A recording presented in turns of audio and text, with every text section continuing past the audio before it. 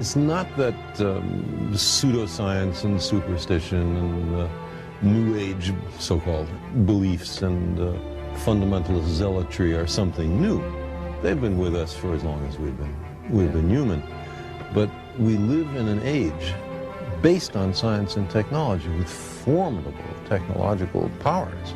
Science and technology are propelling us forward at accelerating rates. That's right. And if we don't understand it, by we I mean the general public, if it's something that, oh, I'm not good at that, I don't know anything about it, then who is making all the decisions about science and technology that are going to determine what kind of future our children live in?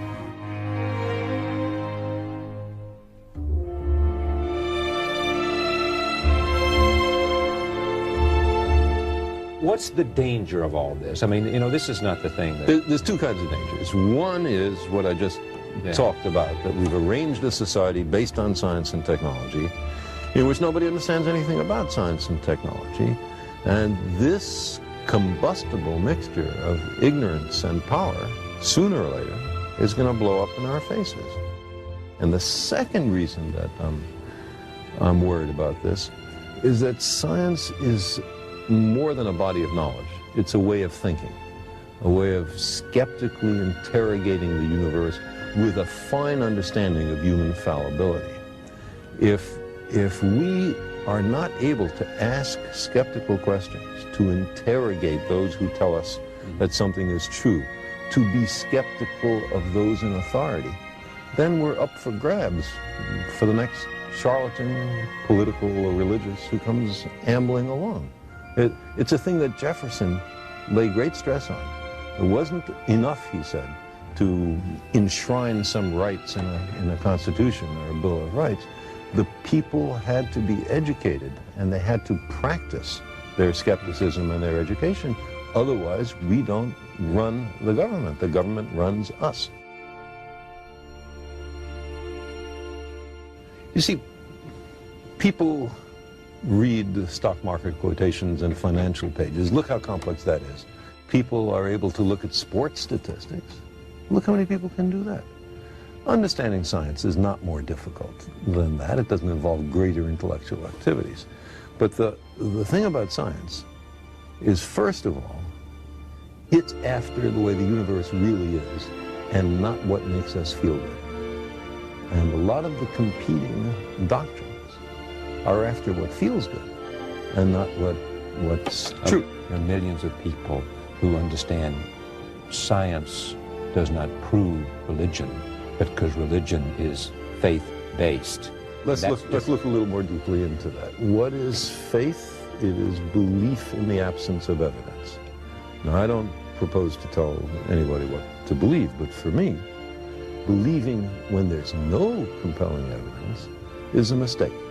The idea is to withhold belief until there is compelling evidence. And if the universe does not comply with our predispositions, okay, then we have the wrenching obligation to accommodate to the way the universe really is. So who is more humble?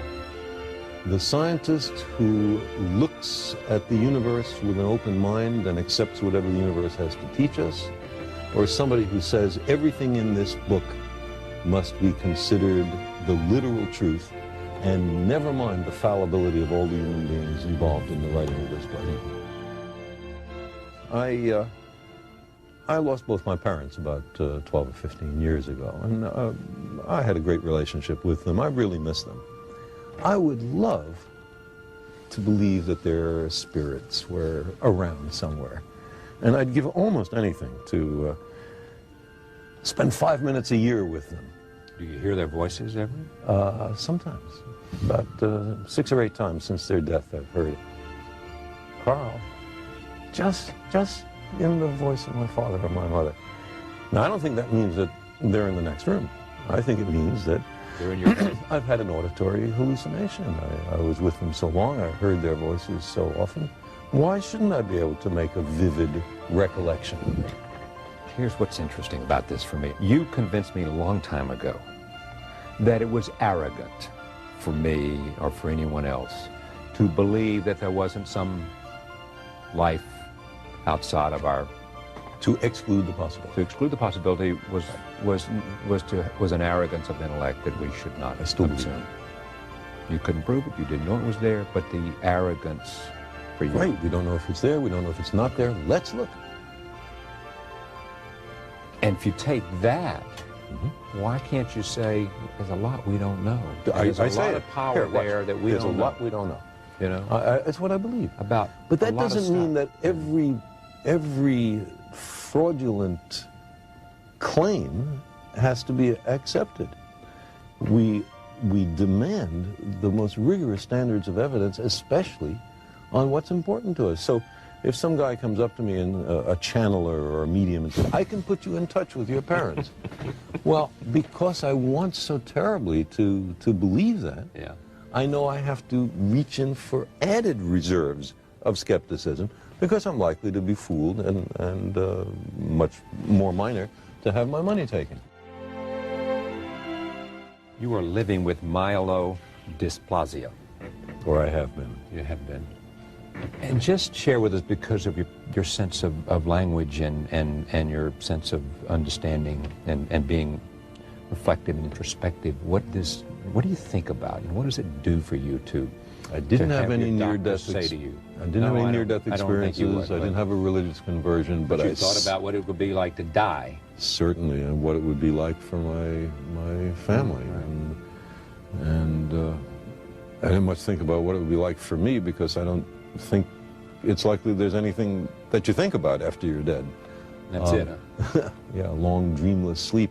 I'd love to believe the opposite, but I don't know of any evidence. But one thing that it has done is to enhance my sense of appreciation for the beauty of life and of the universe, and the sheer joy of being alive. You had a healthy portion of that before this, but even you, it happens to you. Oh, there's no question. Appreciation. No question. Every moment, every inanimate object, to say nothing of the exquisite complexity of living beings. You imagine missing it all, and suddenly it's so much more precious.